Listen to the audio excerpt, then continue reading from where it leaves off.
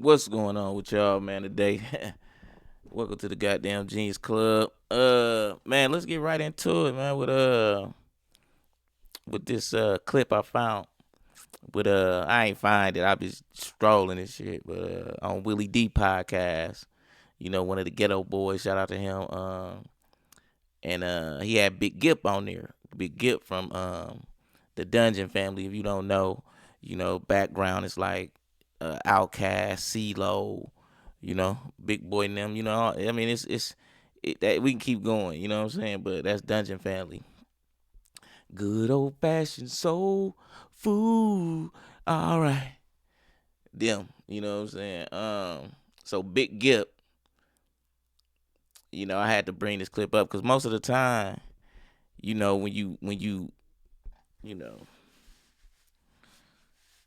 when you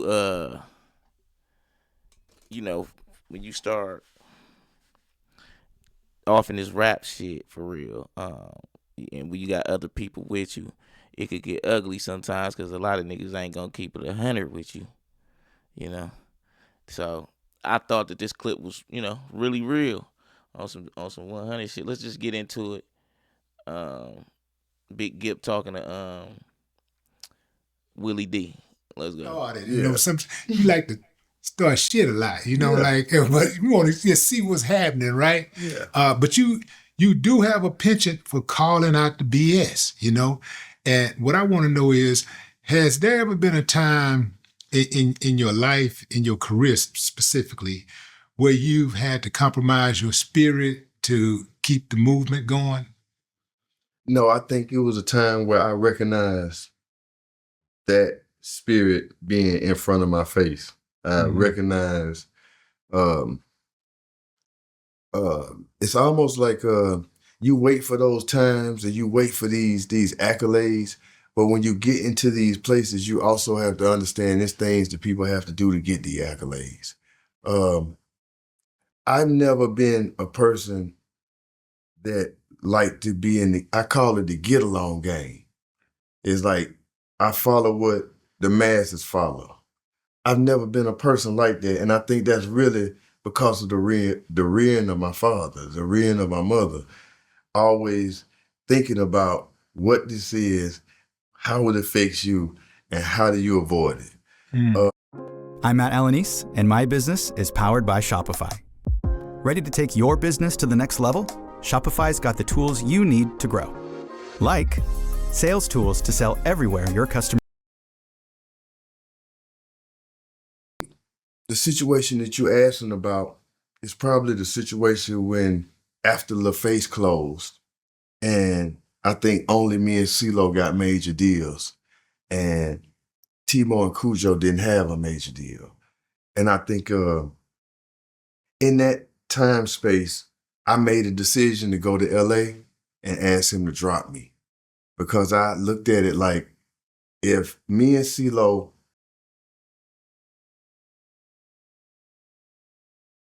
My fault, I was muted. He must be talking about L.A. Reid, because I think that's who did the deal back then. It was L.A. Reid on the on handling all the what was it? It was I don't know if it was Atlantic back then or Arista. Something that they would sign. It was one of them labels. With L.A. Reid, that's what we talking about. Let's go. Was to put an album out separately on a label, we would be competition.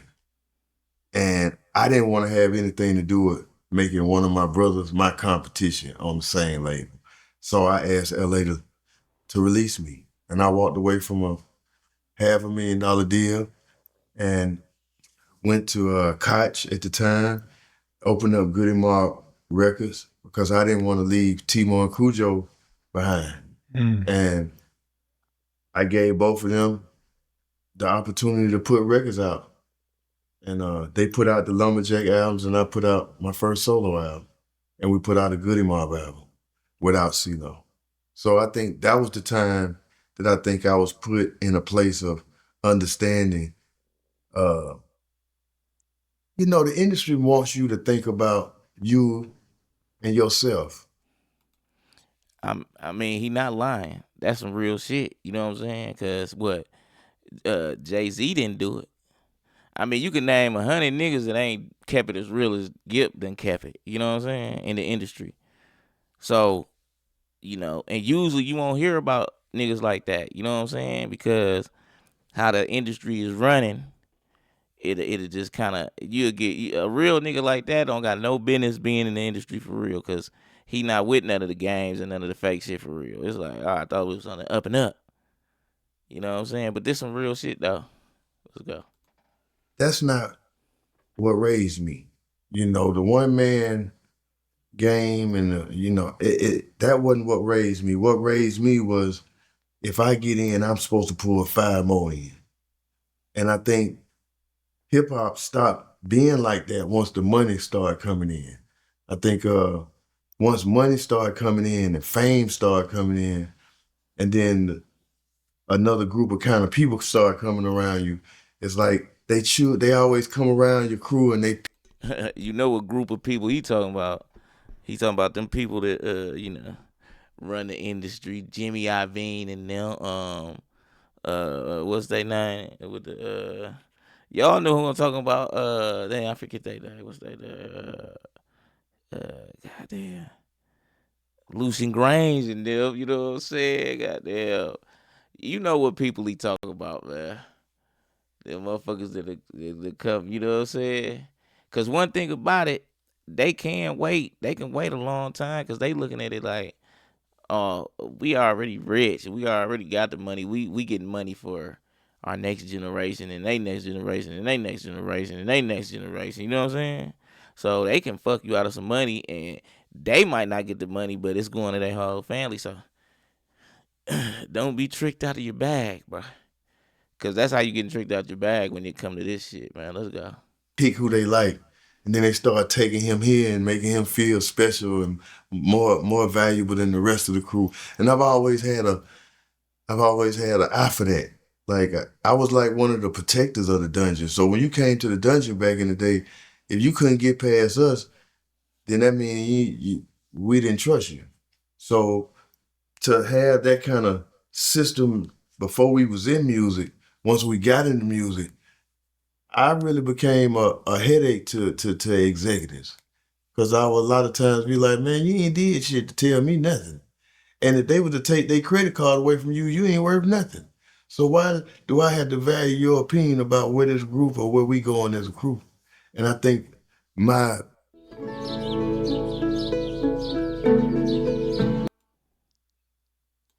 you could have been as big as this person or that person. But I'm like, you know what?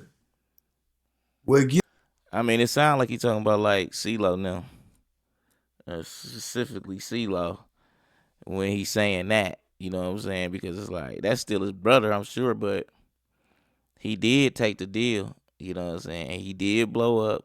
Crazy. That's when he was popping too. He was popping, like he got the popping, like a little bit after this situation right here.